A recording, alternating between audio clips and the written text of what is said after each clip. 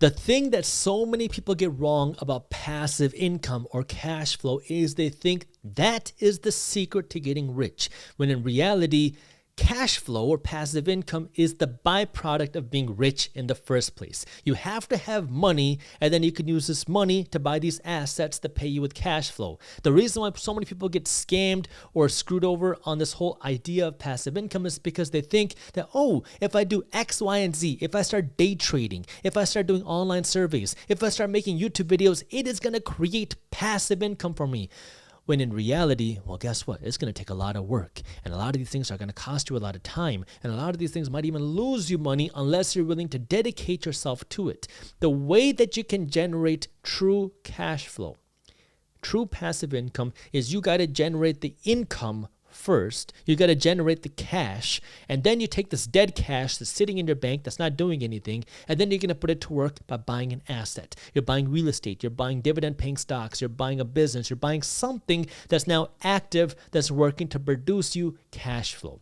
That's the way that passive income works. And most people don't want to say that because, well, everybody's lured to the idea of passive income. Because, well, who doesn't want to get paid while they're sleeping? Everybody loves that idea. But if you really want to generate that type of passive income that doesn't require your full-time effort, well, you're going to have to put in the work. And it's really funny when you hear people talking about how you can build this online business and it's going to be passive. Listen, I have an online business. It generates income. It generates income when I'm sleeping.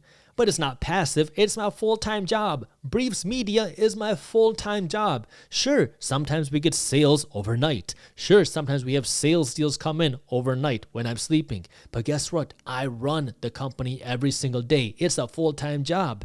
And so running a business is not passive income. People love the idea of passive income, which is why you see it thrown around everywhere on the internet.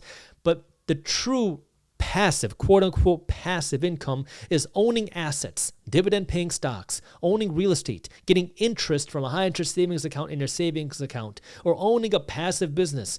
That's what most people would really consider quote-unquote passive income, but it takes, number one, work to get there, and number two, you still got to manage your portfolio. I own a portfolio of real estate, and guess what? I'm still managing.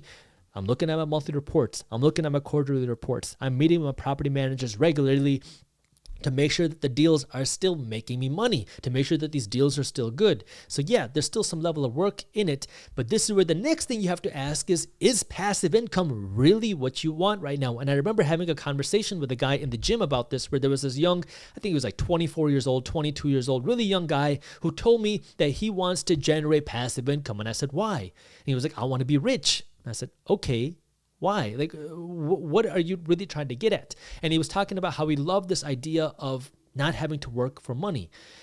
And I said, okay, well, let's talk about this.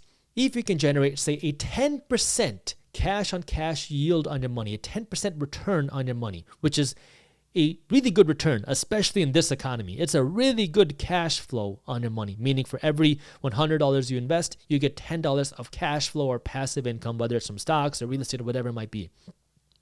If you can generate a 10% return on your money, how much money would you need to be rich? And he probably said, I think like a couple $100,000 or something. And I said, okay, well, that means you would need $2 million invested into assets today. That way you can generate your $200,000 worth of cash flow. Is that really what you want to do right now? Do you have $2 million? And this is where now the question is, what are you really working for? I get it. People want financial freedom. Financial freedom comes from owning assets that pay you. But what is it do you really want? Because if you're an entrepreneur, if you have that hustler or I want to build a business mindset, your goal isn't passive income. Your goal is building a business. And then if you can build a business, you can build your income, then you can take the income or the sale of your business. You can take this money that you've earned, that you've built, that you've created, and then you can use this money to go out and buy the passive income. That's what's going to buy you the freedom. So that's where now you have to ask the question of what is it that you're truly working for? Do you want the passive income where you're just looking to create a new stream of income? That way you have this cash flow so you have that financial freedom.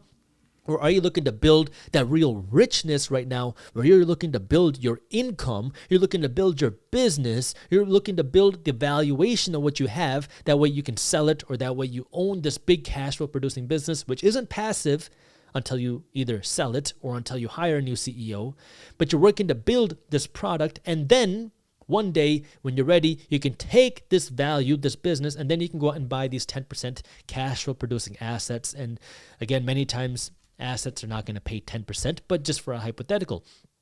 And so that's where now you have to start asking yourself and understand what's going on. There's nothing wrong with investing for cash flow. I love investing for cash flow, but my number one investment is into my own business. And the reason why is because when I invest my money into my own business, there's no limit to the types of returns that I can see, right? When I go out and invest in real estate, which is my favorite way to generate cash flow, I also generate cash flow from dividend paying stocks. But if I'm investing my money into real estate to generate cash flow, my goal is to get a 7% cash on cash return, a 7% cash flow on my money. When I invest my money in the stock market, I'm getting dividends. Maybe it's 3 or 4%. When I put my money into a high interest savings account, maybe it's 4 to 5%. So we're talking 3 to 7% are the types of cash flow returns that I'm getting when I put my money into these passive assets. When I put my money into my own business, my goal isn't to get a 3 to 7% return on my money.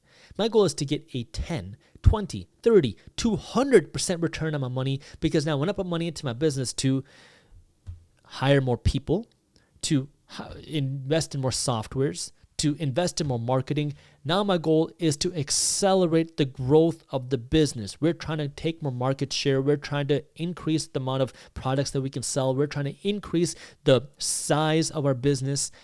It's a completely different game. It's not passive. I work every single day in the business. It's not passive at all, but it creates the opportunity for more income, which can then buy me more passive income. And I don't like using the terms passive income because there's always some sort of work required. I like the terms cash flow, but I'm just sticking with passive income because everybody on the internet is looking for this types of passive income. And this is what I'm trying to get you to understand is, what do you really want? If you just want the financial freedom and you want that type of passive income, great. Because you don't like your job, fine.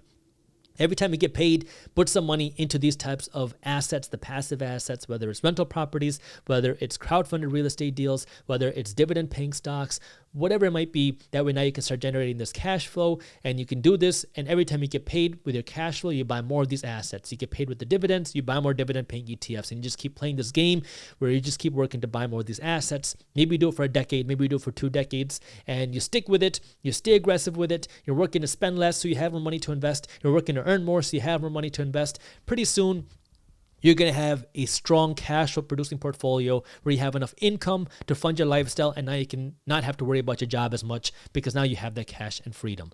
But if you are more the entrepreneurial type and you want to build that income, it's a completely different game. Now you're not playing for this passive income yet, per se. You're working to build the income, and then you can use the income to then fund the passive income as you grow that income, and you got to find that right balance for you.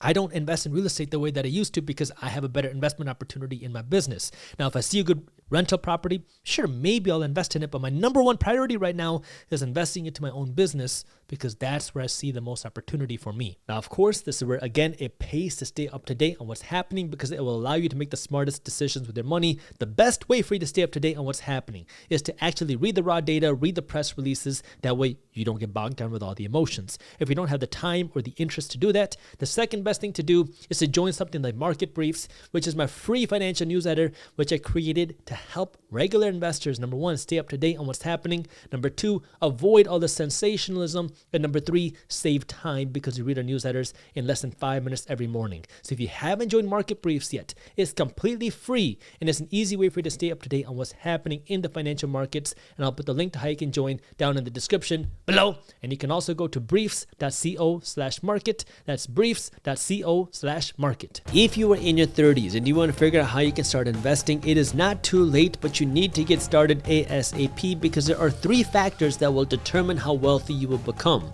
Number 1 is how much money you invest. Number 2 is the return that you get on your money. And number 3 is the time, meaning how long that you can invest your money for. So for example,